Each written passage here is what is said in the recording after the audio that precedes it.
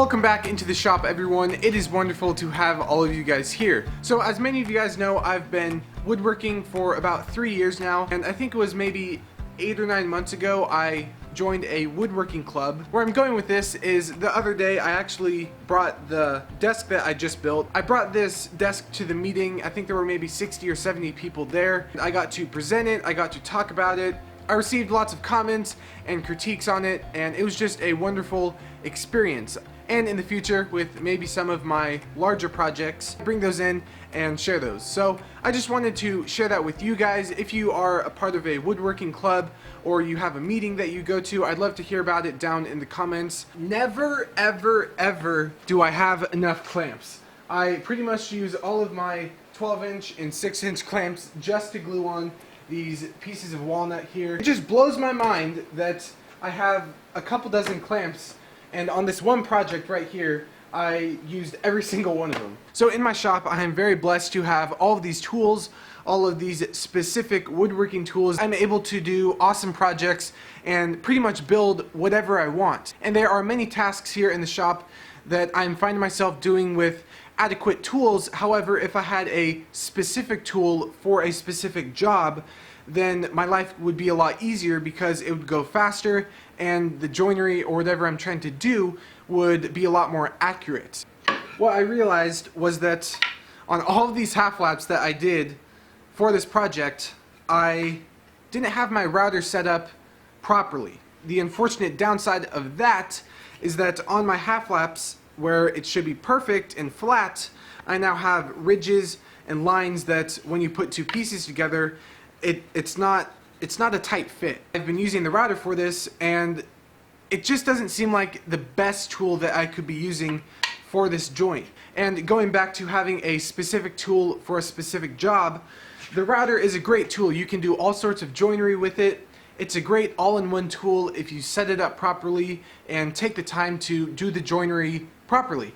And where I'm going with this is, so I bought a dado blade. I purchased this the other day. I haven't used it yet, and what I'm going to do is redo all of these half laps with the dado blade, and hopefully not only will this go a lot quicker, but in terms of flatness and having nice tight joints, I think the dado blade is going to be the best way to go. Not that you can't get that with the router, but it's just that there's a lot of setup and a lot of things that you have to get right with the router that I've done in the past, but I think at this point with the projects that I'd like to do in the future and the joinery that I'd like to do, having a dado blade is something that I can justify. Like I said, I did all of this joinery with the router, and unfortunately I did all of these and then I realized my mistake in the setup. So what we're going to do is I'm going to stop talking, mill all new stock, and cut our half laps with the dado blade.